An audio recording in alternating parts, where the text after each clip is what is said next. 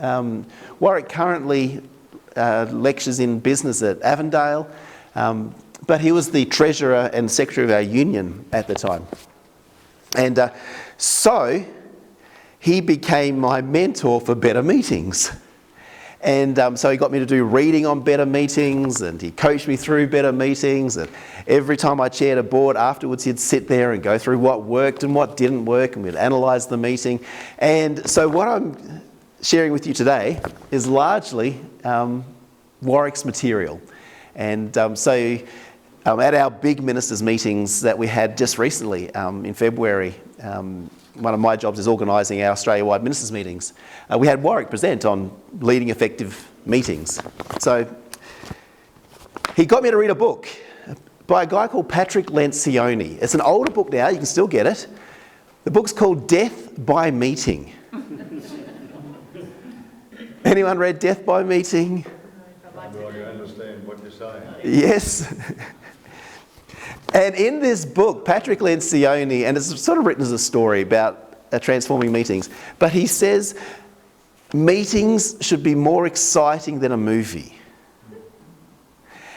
And he asks the question, he goes, if you're not looking forward to your next board meeting, something's gone wrong.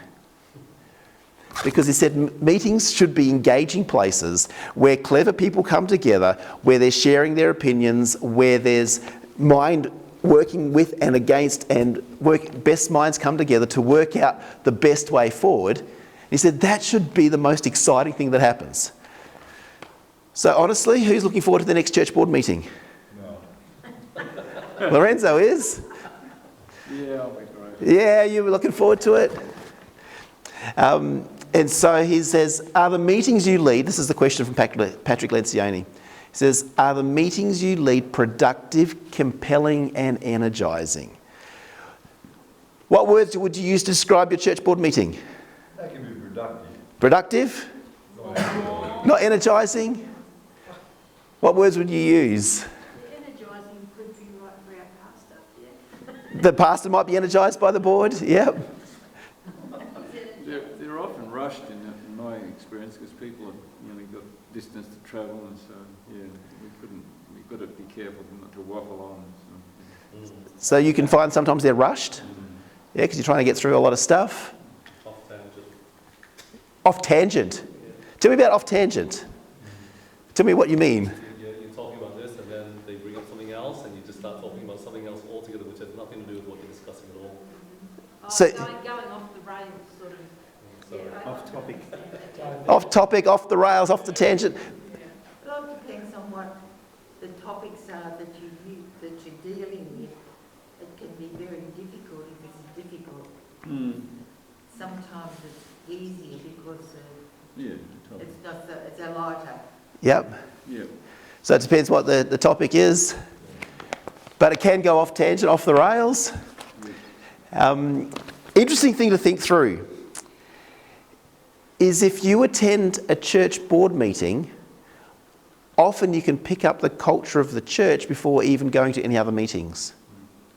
So you don't need to attend the worship service to know how the culture of the church works. Usually the church board meeting will give you that.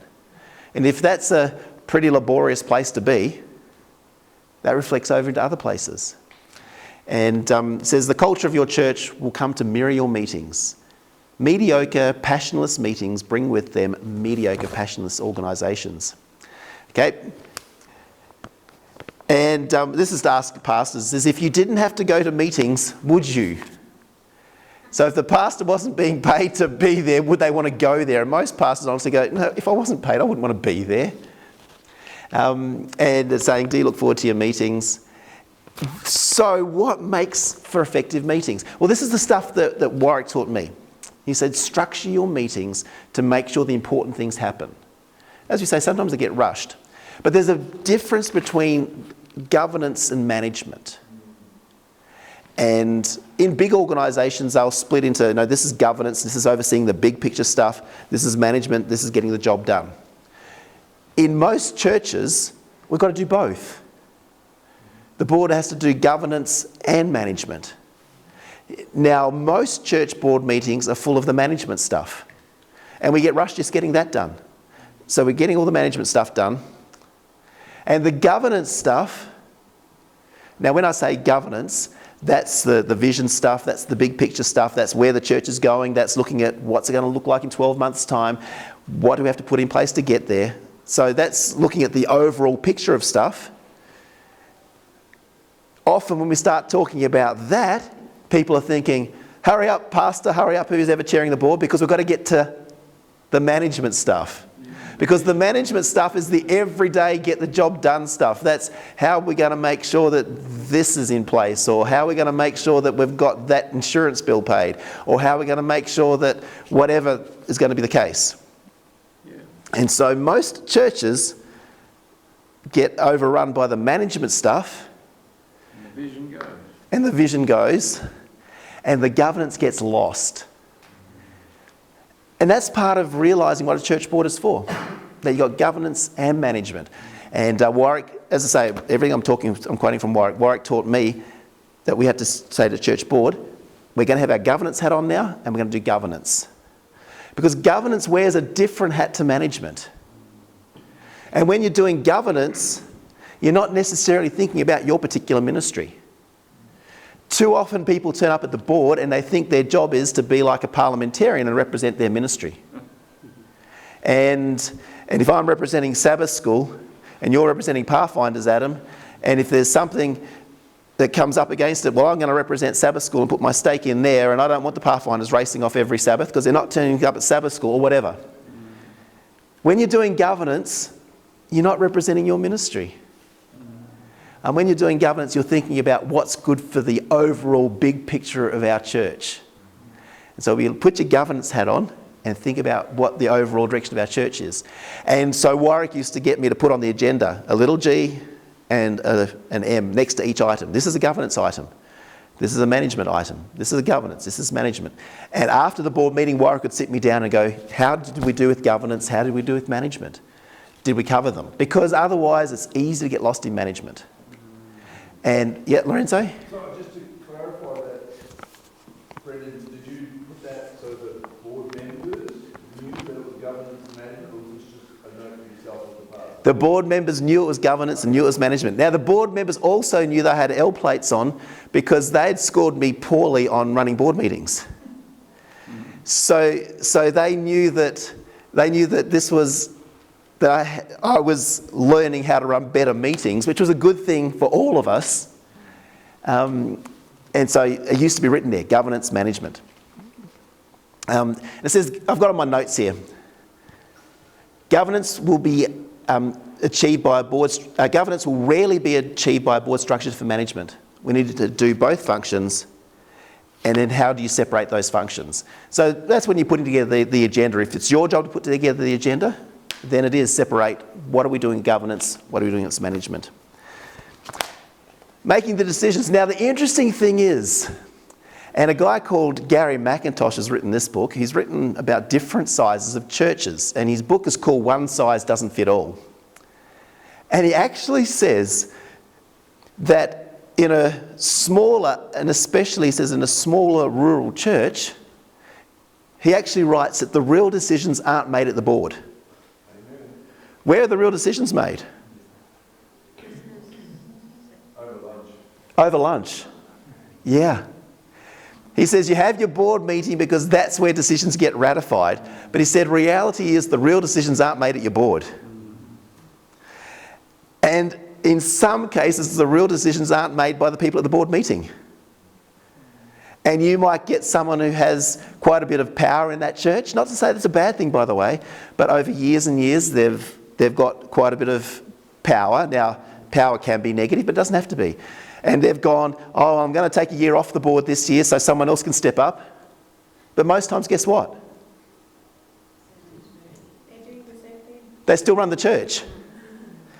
Because they might not be turning up at the board meeting, but everyone at the board meeting knows what they're supposed to do based on what that person said at lunch. Yeah. And that happens over and over and over. And it's not just Seventh-day Adventist churches in the South New South Wales Conference. Gary McIntosh has written this book as a general picture of church. So he says, especially in smaller rural churches, he says your board meeting isn't really the place where the decision is made. So what's that mean? If you're the leader of the board, No Have a good lunch. Yeah. And it means you need to think about who is actually making the decisions, who needs to be part of these conversations. And sure, you have a church board meeting because that's part of the process of making sure we've got things working right. And sure, there needs to be a church board meeting because that's the safety valve where the official decision is made.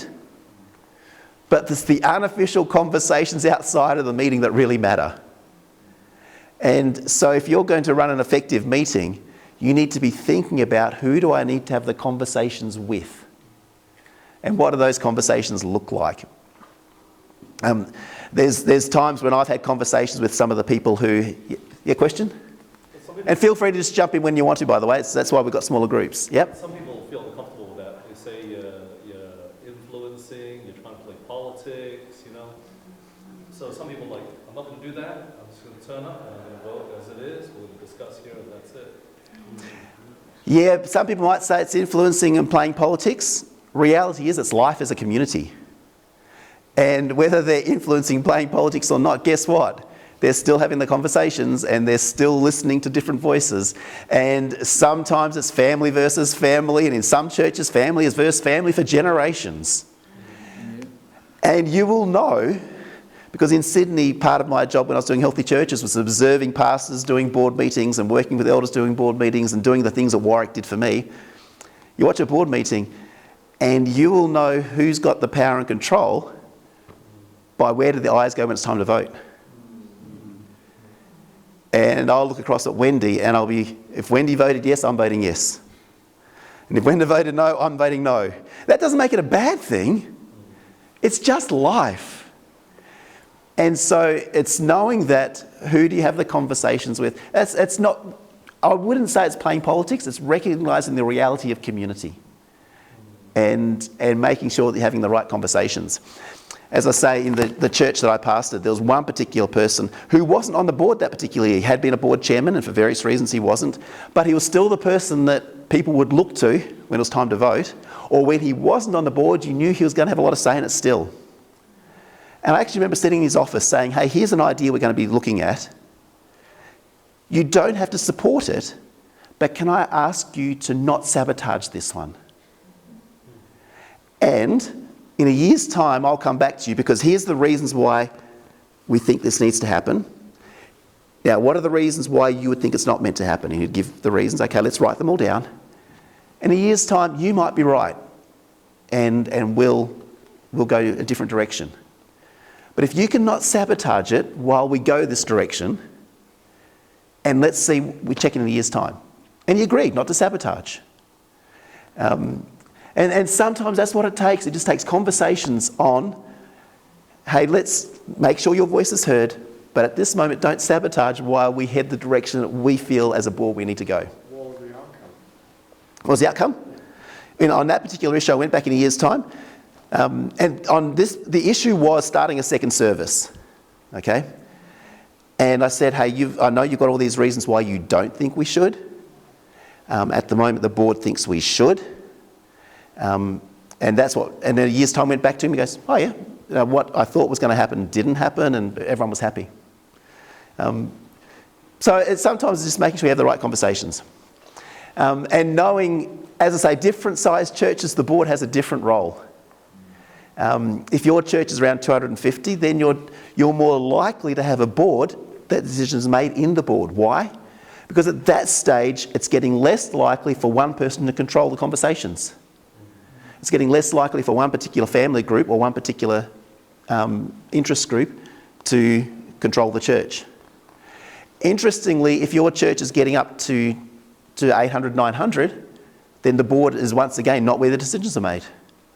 Those decisions are generally made in staff groups because you've got multi-staff by that stage, but that's usually not the problem amongst Adventist churches at the moment because we don't have that many churches getting to that stage.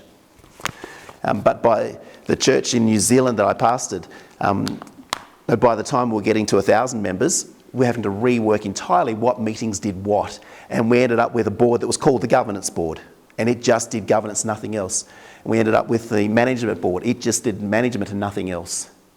So we were able to, at that stage, split off and say, you're entirely governance, you're entirely management. But that's a different category once you get there. So We'll talk about what happens mostly in the churches that we're talking about. The other thing that's really valuable, and probably the best thing that Warwick taught me, and I still use in all the meetings I do now with our ministerial association, is clarifying what we're meant to be doing with this piece of information. What do I mean by that?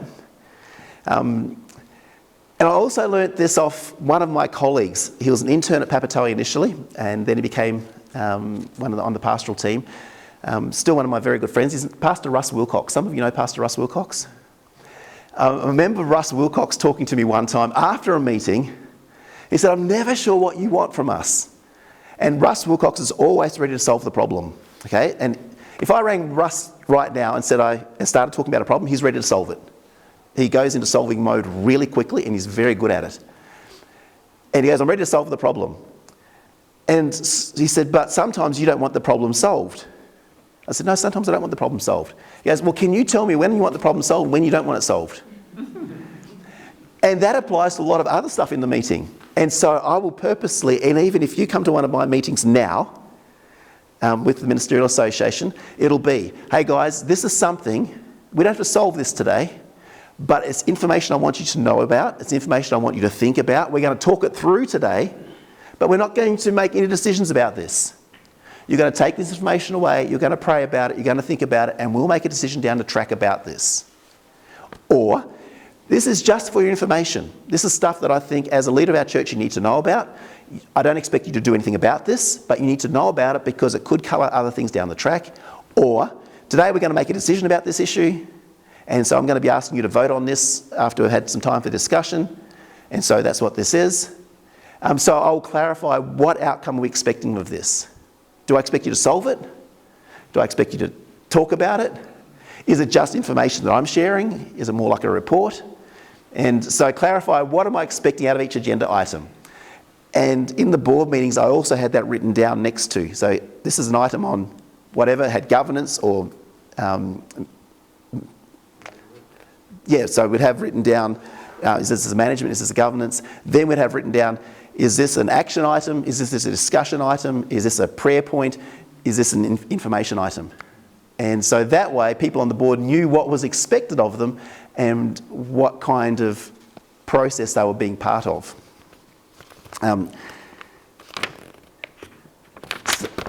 Just looking, making sure I'm covering what we've got here. So I've got here, be intentional in how you shape the agenda, ensure priority is given to the governance, ensure agenda items are ready to be presented with expectations of what decisions are made, that's what we just covered. Clarify what needs to be dealt with at what level of meeting. Should an issue actually get to the board? Or should it be dealt with in the department? So that's an interesting thing too. Not everything that people want on the board should be on the board. And if you're in charge of that board meeting, then it's worthwhile ensuring that what gets to the board should be at the board. Or should this be dealt with by the Pathfinder leader? Or should this be dealt with by the church property committee? So making sure that what gets to the board is what needs to be there. Because otherwise the board becomes in charge of everything and no one else has the authority, responsibility, or accountability to do what they're in charge of. An agenda. You need an agenda. You do need an agenda, and that agenda needs to be thought through, so what it's covering is the stuff you need to cover.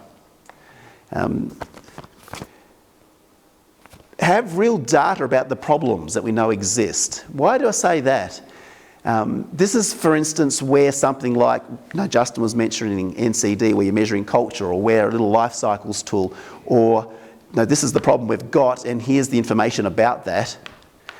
It's easier to discuss an opinion if you're not I guess what I'm trying to say is if you're looking at something like church culture, and if people are saying, hey, the church isn't very friendly, if we've measured ourselves by that, then it's easier to have a discussion than someone being offended because they've run the welcoming committee for 8 years or whatever, or the person who's in charge of socials feels offended.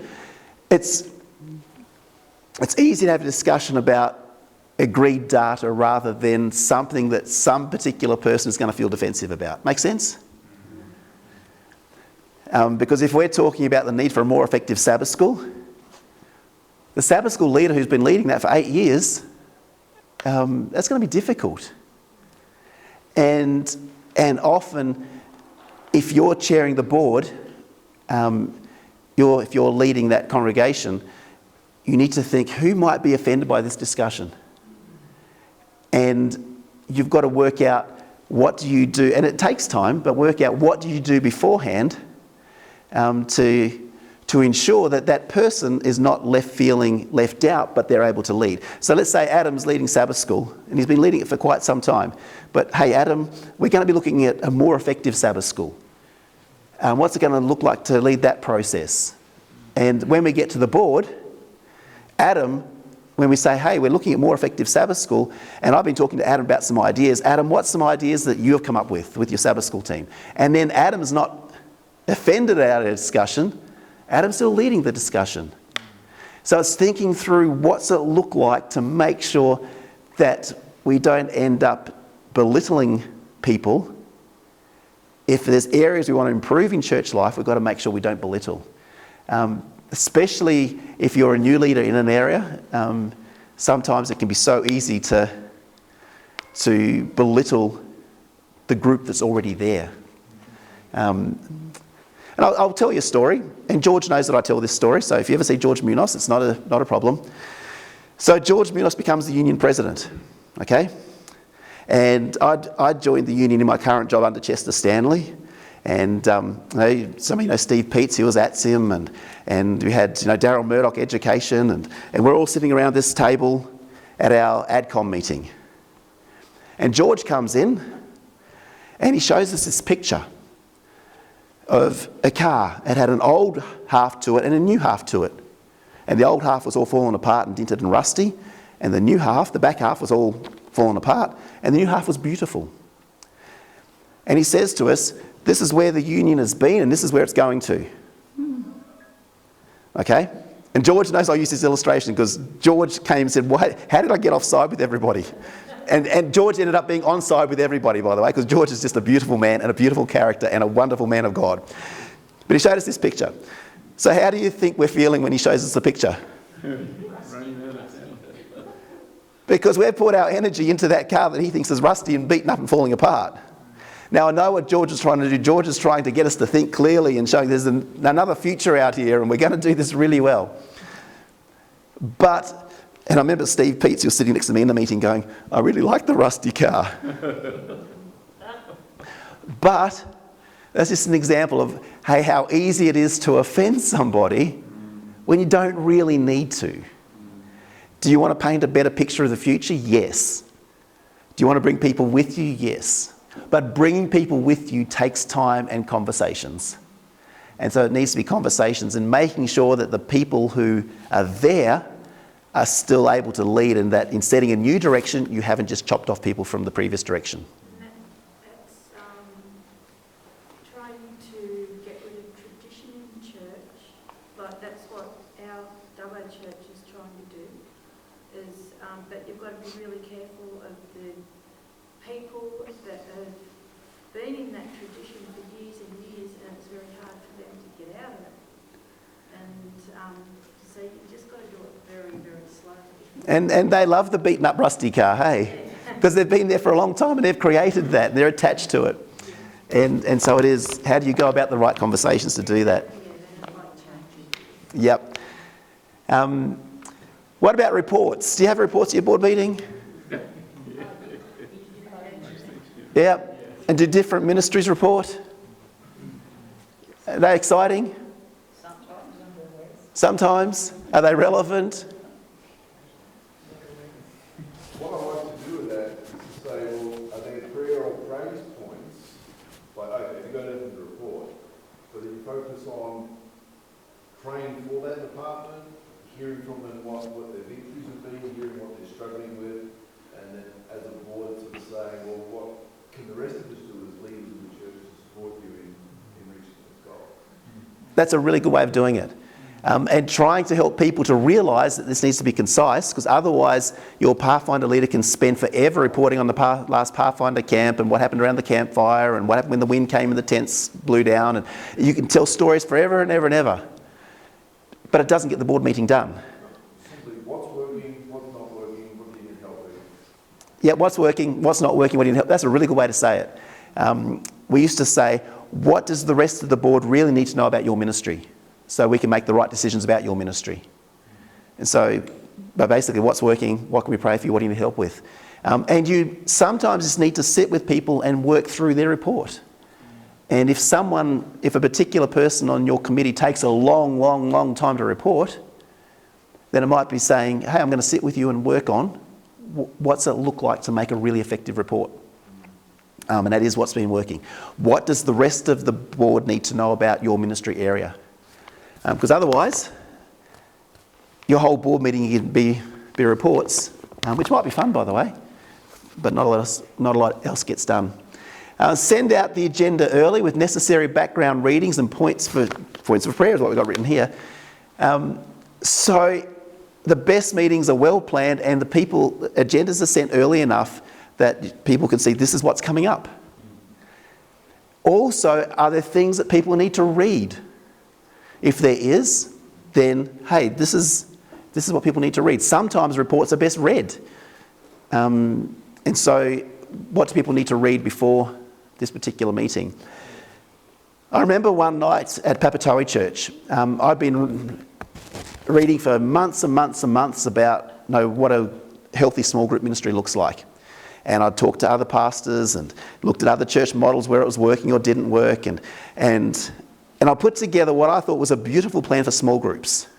And I took it to the board, expecting that everyone was going to go, yay, this is great, we do need small groups. And it was going to vote yes. In actual fact, they voted no. And you probably can't imagine a church voting no to small groups, but the discussion went in a totally different direction, and they ended up talking how small groups were going to breed little cliques, and small groups were going to breed little theological offshoots, and small groups were going to create affairs, and all this kind of thing. And they voted no to small groups. And I remember the church was here, and my house was walking distance across the other side of the school. I remember walking home, I was sitting on the steps at the school. I was thinking, how did the church just vote no to this beautiful proposal that I'd put together? And another board person walked past and they sat next to me and they said, you're a bit disappointed by that, eh? I said, yeah, I just can't work out how we voted no to that. Like, this is a really important thing we've got to get right. And I said, you've been thinking about this for a long time, hey? I said, yeah. I said, the rest of us haven't. And made the point that just because I'd been on a journey, they hadn't been. And I learned an important lesson that if you're going to implement a strategy or change direction, even for something that I thought was a no-brainer, like getting small groups started. Now, we ended up getting small groups started and they worked particularly well, but that was after we'd all gone on the journey. So it's take people on the journey, and that's why sometimes it'll be, tonight we're not going to make a decision on this, but I've got some really interesting stuff that we're learning about small groups. I want to have you be aware of some of the stuff I'm thinking. So can you also think about it, prayerfully consider it, and the next time we get together we're going to chat about the upsides and downsides of it. And so working through things over a series of time. Otherwise, you turn up and you're ready to go. Now the challenge is, in any church, you've got some people who are innovators, and you've only got a few of those. You've got some people who are early adopters. You've got some people who are mid-adopters, late adopters, and people who are never. And you can put that on a bell curve. And any church has got that, unless you've chased away all the innovators. Sometimes churches are very good at chasing away innovators, because innovators can be threatening. Now, so if we're going to put it on a curve, I should have put the diagram on one of the slides. I've forgotten I've got slides there, but if you've got the curve, then it's usually about 5% of people who are innovators. They catch on to ideas really quickly. And they get excited about it, and they might want to make it work, and they get on board fast, and they go, let's do it, let's go. They're often the ones who are coming up and saying, hey, we need to do this, we need to do that. So they're your innovative people. You've then got your early adopters who get on board really quick, and that's another 10%. So you've got your 3 to 5% down here, you've got your 10% there, and they get on board quick. But then you've got a 25% who are mid-adopters. It takes a bit longer. And for them, they want to understand things, they want to think about it, slow it down, let's get this right. Your next 25% are late adopters. Okay, then you've got your very late adopters. They still get on board eventually. They'll say no, no, no, no, no, but eventually they get on board. And then you've got, and the percentages can be different. I can send you the table, by the way, that breaks this all down, because there's enough research of people showing you where they fit. And out this end, you've got your very late, your never adopters. Some people are never going to do it. The thing is, in your church, the innovators don't do most of the work, because they're raced off on another idea. Guess who does most of the actual work? It's your late adopters and your very late adopters. And the reason they're saying no, no, no is they know that somewhere along the way they're going to end up with the work. And so, and this was an important thing for me to learn, because when people say no to the idea, it doesn't mean they're bad people or that they're wrong people. Usually they're very good people who know that they're going to end up with a whole lot of work out of this if this happens. And they're thinking that through. And maybe they're your late adopters. And your late adopters are just beautiful things in the church, because everyone else has raced off to the next idea and they're left carrying the can, getting it done. And so sometimes as a church board, you need to just remember that people say no for all kinds of reasons, which doesn't make them the wrong people or doesn't make them people that are trying to hold the church back. They've just got a different slant on how they see it. So I'll make sure I add that to the handout that I make available to you. I'll chuck that grid in, because that was a useful grid when I understood that. Brendan, you mentioned publishing the agenda early. Yep. What's early?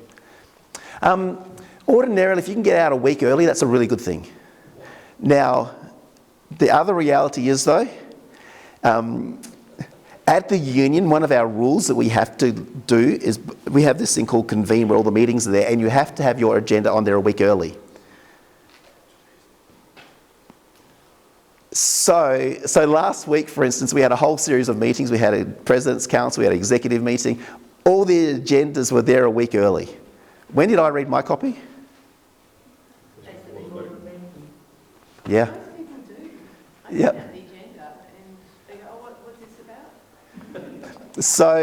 So what I say, as I say, at the union, one of our rules is agenda stuff has to be sent out a week early. No one reads it. And I'm guilty of that myself.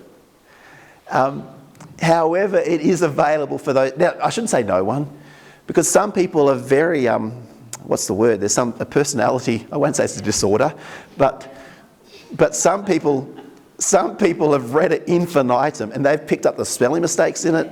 Yep. And that's what they pick up first. They pick up the spelling mistakes, and they'll correct your grammar. And I'll send out a report, for instance, and before I get to the meeting, someone's contacted me and gone, hey, you haven't put a percentage sign on this and you haven't done that. And you're like, well, at least you read it. I remember Darren Slade, who got mentioned earlier, who's currently the president of the Northern Australian Conference. I remember him reporting on a Northern Australian Conference. It was a written report. In the middle of the report, he says, if you're still reading my report at this point, please contact me. I'll give you a $100 ABC voucher. And he got to the union meeting to give his report. And he said, no, we take my report as read, but I'll give you the summary. Any questions? And at the end he says, did anyone, no one's claimed the ABC voucher. And he pointed out to everyone that was sitting in his report, but no one had read it. But at the same time, I think it's a useful thing to, it helps you have it, by the week early thing, I think is, if I'm running the meeting, I think it's good for me to have it a week early. Because that means it's done, ready, I'm thinking about it. Ideally, the people coming to the meeting are also reading it, generally not, but in my mind, it's a good thing for me to at least have the agenda a week early. There it is. I'm not scrambling at the last second trying to get stuff done. I'm not ringing people at the last second saying, do you know you're reporting on this? Do you know you got this done? I'm not chasing up documents at the last second, because the pressure's on the week before to chase up that stuff, if that makes sense.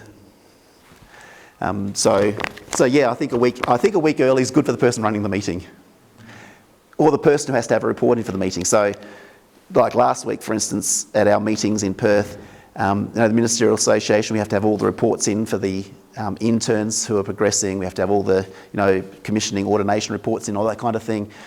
And because I have to have that a week early, the pressure comes on the night before that week early, not the night before the actual meeting. So I think that's where the benefit is. So I've got use assessment tools. We've discussed some of that briefly already. Use assessment tools for that life cycle tool that Christian's developing, which I think is wonderful that South New South Wales Conference is making that usable. There's all kinds of little tools that you can use to assess different things about where your church is up to and what's it doing. As I say, the tools give you a measurement it's not really the measurement that's the big issue. It's the fact that you're thinking through it and then able to have the conversation about it. Make space for your board members to engage in community. As I say, board is relational. So does it mean having a meal before the board meeting? Sometimes yes. Does it mean the board goes away on retreat? Sometimes yes. Does it mean the board has times when they're meeting together and it's not the board? I think it's a wonderful thing. Your best conversations happen outside the meeting. And so making space for your board to be together and just making the space for the conversations. Now I reflect on the meetings we've just had over in Perth where we had president's councils, all the presidents were there, the executive were there, meetings by day, but then in the evening everyone's going out for tea, chatting about stuff that happened during the day. Guess where all the best ideas come? Yeah, it's when we're eating. It's when we're chatting about this decision or that decision or this idea, that idea. And you know, Christian's sitting next to you and Christian's going, well, I think we could do. And I'm like, that's a great idea, Christian. And we're talking about different things. The intern supervisors, that was one of my responsibilities. Some of our presidents started talking about, we wish this would happen, we wish that would happen. So all of a sudden there's a whole discussion that wasn't in the meeting, but it's where all of a sudden I'm writing down ideas. Your best conversations, or sometimes your best decisions, happen outside of the meeting. So make spaces where that can happen. The other useful thing, and this is another Warwick Long thing, when you hold your board meeting, do you usually hold it in the same room at your church? And the thing is, our spaces can define us, and we can end up getting into a rut of sitting in the same seats, around the same table, and everyone knows that that's where I'm going to sit over here, and you're going to sit over there, and we play the same games, and we go into a board meeting mode. Warwick actually, his idea, and it worked. Our board meeting ended up being in different places. One night the board meeting was held in the kids' Sabbath school room. One time the board meeting was held sitting up the very front of the church where the preaching would happen. That's where we put tables, that's where we put the board meeting. The board meeting was held in the address shed. He said, hey, this has us thinking about the ministry we're sitting in. So if we're having the board meeting in the kids' Sabbath school room, then we're praying for the kids' Sabbath school. But our board meeting's in a totally different place because it gets a different feel. So if I were you, one of the simple ideas, take your board meeting on tour around your church building. Put it in different rooms, if you've got enough rooms, and just set it up differently. And one time I remember, Warwick had the devotional, and the whole board he had leave the meeting room, and we stood down on the street. And during the devotional time, there was cars going past, and just talked about what does our church need to be doing to reach the people who are driving past right now. What are they driving home from? What are they worried about? What are they thinking? So thinking through your devotional time. We've got here, devotional time is crucial. Pray for your congregation. Pray in various places. Shift where you hold your board meeting to promote creativity. It says use stories to illustrate the vision and what the mission looks like. We've done the bit on clarify what's expected. Form action groups if you need to. Rather than getting bogged, just say, hey, we're going to form a little action group. We're going to go away and work on this issue. So form them if that's something that needs to happen. This one here, this is one of my biggest challenges. Conflict is your friend. I used to be, my natural tendency is to avoid conflict. And in board meetings, I used to find ways to negotiate through without the conflict. And it was Warwick in this book, Death by Meeting, it said, conflict is your friend. But once you've got a board that is relational, then, and Warwick used to coach me on this, he'd say, draw out everyone's opinion. And if you can get different opinions, he said, we're all the better for it. And if you can get people to talk about their opinions, all the better. And the quote here, The truth is, the only thing more painful than confronting an uncomfortable topic is pretending that that topic doesn't exist. And so often we will pretend a topic doesn't exist, or we'll avoid the conflict. But what about if conflict was our friend? And we actually went through some devotionals on this as a board. We did board training. And the board, we talked about conflict is our friend. When something in the board, when we've got ideas being talked about where we disagree, that's not a bad thing, that's a good thing. And so our board was given permission to disagree. And it doesn't make you a right person or a wrong person. It's what your job is to express your opinion. And a number of times in our board meetings, when Warwick was coaching me through this, and as I say, the board knew that I was being coached through board meetings, so they knew they were part of it. Warwick would say, hey, remember, conflict is our friend. Let's mind the conflict and let's see what it is. Yep. We've been on Zoom a few times doing our board meetings, and there's been a couple of arguments between our pastor just muted. That's wonderful. I love it. How do you feel about Zoom meetings? I mean, in the country churches where some people are so far away from the church, it's difficult. Yep. How do I feel about Zoom meetings? As you'd be aware, in Victoria, during our lockdown, Zoom meetings was all we could do, because you weren't allowed outside your house, let alone your 5 kilometre zone. So Zoom meetings all we could do. How do I feel about them? Better than nothing, and I was really glad we had Zoom during lockdown. During COVID, imagine if we didn't have. So it allowed the meetings to happen. Do good meetings happen on Zoom? Management meetings happen on Zoom. But if you want good, robust discussion, that doesn't happen on Zoom. Now, the other thing I learnt on Zoom is that no one really listens. They're multitasking. And to be fair, I'm doing the same thing. So when we used to have our union executives on Zoom during lockdown, then you've got your Zoom screen here, you've got AFL.com there, watching how the Richmond Tigers are going. You've got something up here that you're working on. And because you've got multiple screens, and I'm learning that now. We've got some in face-to-face meetings with our ministerial guys, and I'll say, we talked about this, guys. You remember the meeting we had last year when we talked about? And I go, nah. And you'll go back and realise you did it on Zoom. On Zoom, no one remembers.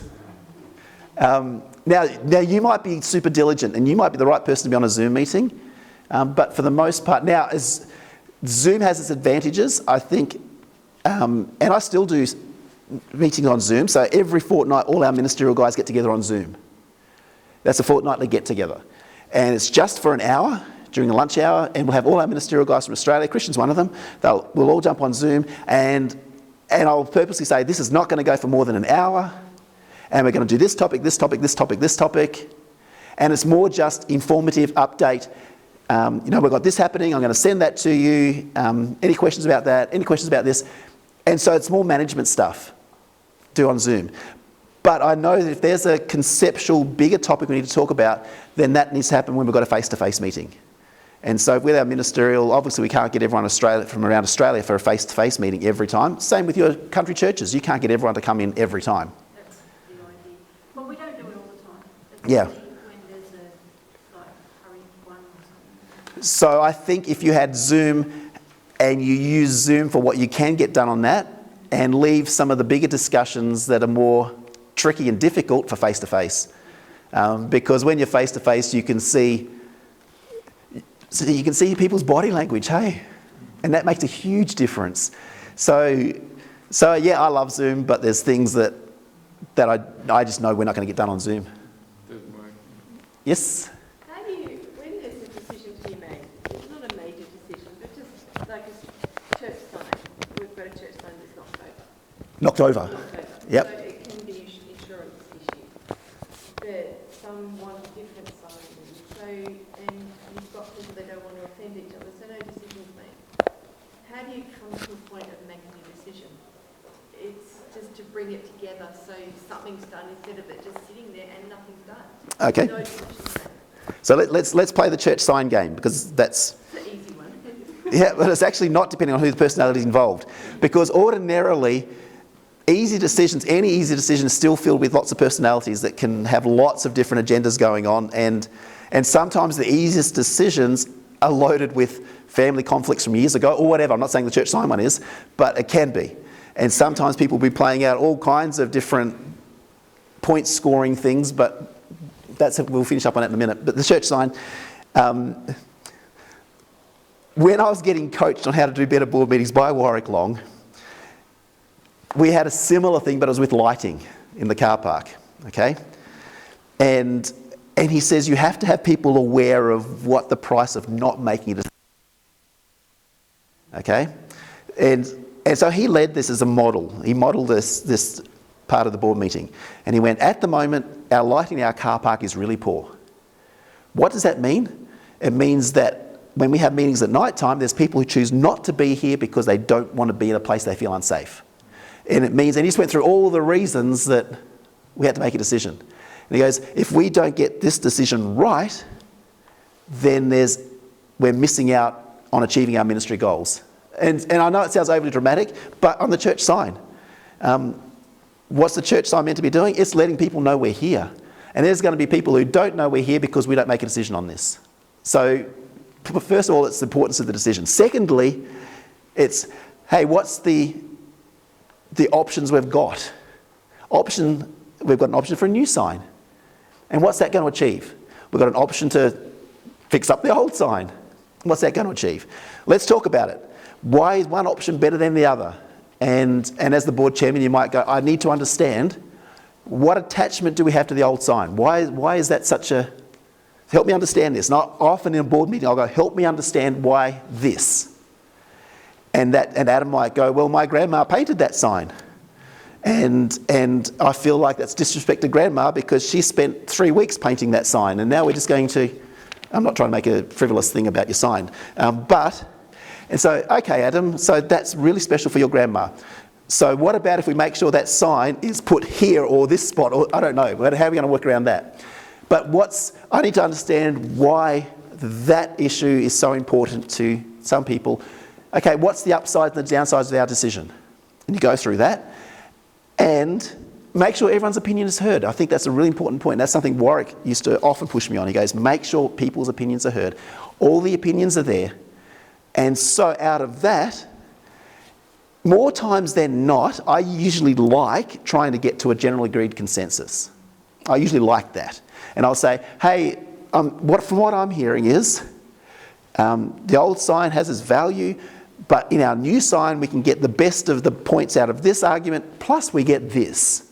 So what would it look like to move forward to that? Now, I know there's some issues against this, but am I reading the room correctly if I say that as a board overall we agree to? Or sometimes... The chair to bring it all together. Bring it all together. Summarise. Yep. Let's go this or this. Yeah, you summarise. Or sometimes it gets to the point that, hey, I know we've got some different voices here on this church board about the sign. This is what I'm hearing. This is what I'm understanding.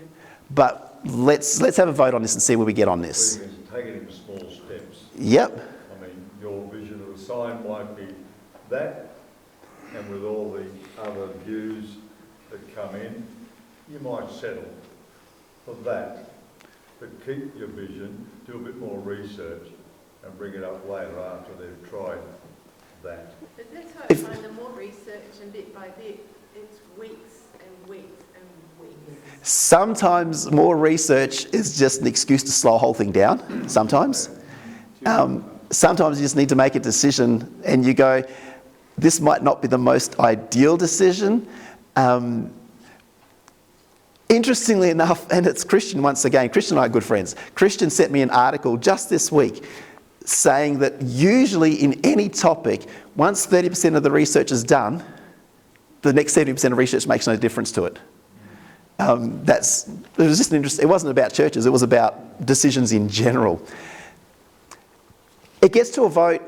Now, if your board's working well, if you get outvoted, that's not the end of the world. But we always stress to the board, when we leave here, the board made a decision, and you're part of this board. And so the board's decision is, as a board member, your job is to build up the church, not to white ant the church.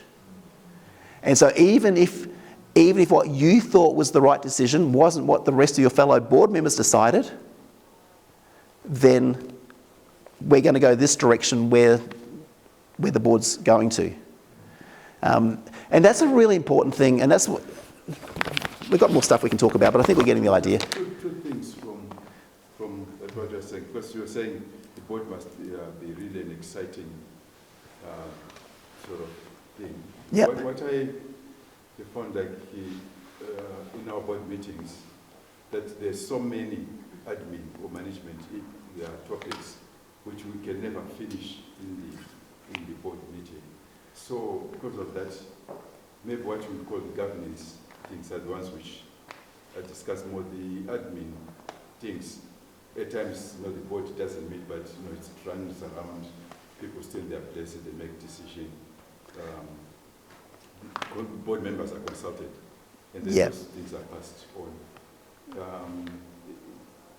I'm just told that it seems to work for us to some extent. On the governance things, though, we have sort of said we need somehow evangelism can be it can be ignored because there are too many admin things which we are focusing on all the time. And therefore, a portion of our discussion should always have that is a flag. So, is there any issue to discuss? If you've got too much admin stuff that crowds out the governance, crowds out the big things like evangelism, then there's just too much admin stuff. And you need to rethink, are you making decisions that other groups should be? Are you taking on decisions that the deacons should be deciding? And you just let them decide. Are you taking on decisions that the Sabbath school should be deciding? You let them decide. We're finishing up, Christian. Thanks, mate. Are you taking on... So maybe that's something that your board needs to think through. Do we trust other people in the church to make decisions that we don't have to have come back here every time? And all we need is a report on the deacons decided this, this and this about our property, or whatever the case. So getting back to the sign, I guess you'd hope it doesn't have to get to us against them kind of thing. I guess you hope it gets to a more consensus kind of approach. But it's the same with it. A sign can be a really big deal. It's just people don't want to offend other people. And Yep.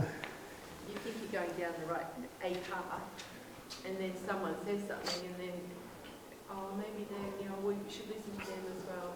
And then, you've got, it's just frustrating. Please all the people all the time. Right, and I think we try to do that to have everybody feel heard. 6 o'clock meeting. We end up not making the Decision. And often in a discussion like that, on a whiteboard or whatever the case, if I'm leading the meeting, I'll write down, here's the points, here's the points, here's the points, here's the points. Has anyone got any other points to add? Because otherwise you can keep replaying the whole same points over and over and over. So does anyone have anything else to add? So here's all the information. We're going to make a decision based on this information. Lorenzo, I'm going to give you the last comment because Christian told us we need to do the tea time. So, well, I do have a comment from my brother there. I mean, in addition to what you said about maybe we've got too much stuff, but we got a principle that the pastor will for as long as you allow for it. That's true. Very clear, this is how long the meeting's going to go for, this is what we're going to get through. And simply just put evangelism on the top of the agenda. And make that the big deals. I did want to ask you one, I guess, in clarification, Brendan. What I've heard you saying about in order to make decisions is that it becomes a whole lot easier if the board is clear about what their values are, Yep. and what the mission of the church is. And so in order to make the decision, it's like, what is the value that this represents?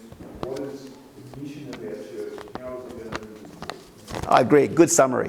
The last thing on the handout, I'll send you the handout because the stuff we've sped through and haven't covered.